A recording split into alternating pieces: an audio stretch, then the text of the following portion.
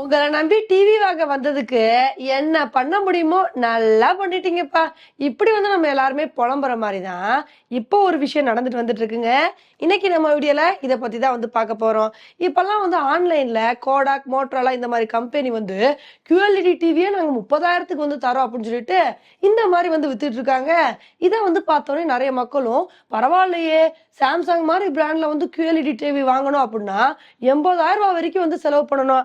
ஆனா ரூ. 30,000க்கே QLED TV கிடைக்குதா அப்படின்னு சொல்லிட்டு இத நெறைய வாங்கி யூஸ் பண்ணிட்டு வந்துட்டு இருக்காங்க. ஆனா இது உண்மையிலே QLED டிவி தானா?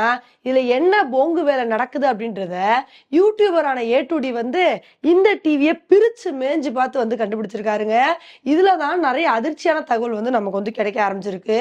இப்ப நார்மலா எல்இடி டிவிக்கும் QLED டிவிக்கும் என்ன வித்தியாசம் இருக்கு அப்படின்றத நம்ம புரிஞ்சுக்கணும். இப்ப QLED டிவியை கம்பேர் பண்ணும்போது எல்இடி டிவியை விட இதுல நிறைய குவாலிட்டி இருக்கும். காரணம் என்னன்னு பாத்தீங்கன்னா, இந்த QLED டிவில நிறைய எல்இடிஸ் இருக்கும். இது மட்டும் இல்லாம ப்ளூ கலர் ஃபில்டர் இருக்கும். சோ இதனால பாத்தீங்கன்னா நார்மல் எல்இடி டிவில படம் பார்க்கறத விட இந்த QLED டிவில படம் பார்த்தோம் அப்படின்னா தாறுமாறு குவாலிட்டியா இருக்கும்.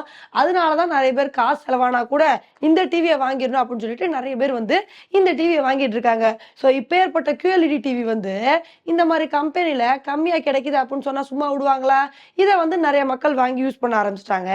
ஆனா இந்த டிவியை A2D பிரிச்சு பார்க்கும் போது என்ன தெரிஞ்சிருக்குன்னா, நார்மலான எல்இடி டிவி, அந்த எல்இடி டிவி கூட நல்ல குவாலிட்டியான டிவி இல்ல, சும்மா மட்டமான டிவியை பாத்தீங்கன்னா QLED டிவி அப்படின்னு சொல்லிட்டு பொய் சொல்லி இந்த மாதிரி ஆன்லைன்ல வித்திருக்காங்க. இது இந்த டிவியை பிரிச்சு மேஞ்சு பார்த்தல தெரிஞ்சிருச்சு. எப்படிலாம் மக்களை ஏமாத்துறாங்கன்னு பாருங்க. இதுல என்ன போங்கு வேலைன்னு பாத்தீங்கன்னா, இந்த டிவி எல்லாம் இவங்க மேனுஃபேக்சர் பண்றதுல சைனால உள்ள பெரிய பெரிய கம்பெனில இருந்து இம்போர்ட் பண்ணி அதுல இவங்க கம்பெனி பேரை போட்டு இந்த டிவியை வித்துட்டு இருக்காங்க. இது கூட பரவாயில்ல, ஒயிட் லேபிளிங் அப்படின்றது லீகலான விஷயம் ஆயிடுச்சு. அதனால எப்படியோ வித்துட்டு போறாங்க. நமக்கு டிவிக்கு கேரண்டி இருந்தா போதும். ஆனா நார்மலான எல்இடி டிவியை போய் QLED அப்படின்னு சொல்லிட்டு விக்கிறது தப்பு தானே?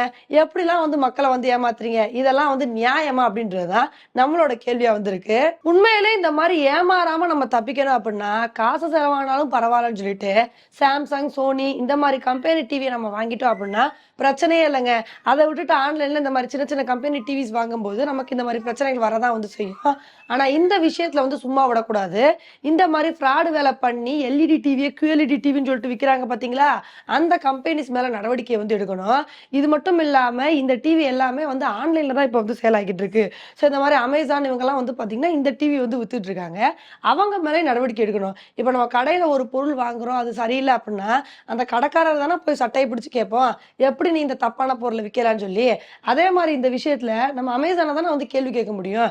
நீங்க எப்படி இந்த மாதிரி டிவியை விற்கலான்னு சொல்லிட்டு அவங்க மேலே நடவடிக்கையை எடுக்கணும். ஏன்னா அப்பனாதான் பாத்தீங்கன்னா அடுத்தடுத்த பொருட்களை அவங்க ஆன்லைன்ல சேல் பண்ணும்போது சரியான பொருட்களை சேல் பண்ணுவாங்க. இல்லைன்னா இந்த மாதிரி விஷயங்கள் கண்டினியூ ஆயிட்டே இருக்கும். ஓகே ஃப்ரெண்ட்ஸ், இந்த ஒரு விஷயத்தை பத்தி நீங்க என்ன நினைக்கிறீங்க அப்படின்றத என்னோட கமெண்ட் செக்ஷன்ல போடுங்க. இதே மாதிரி இன்னொரு உங்களை மீட் பண்றேன். Bye friends.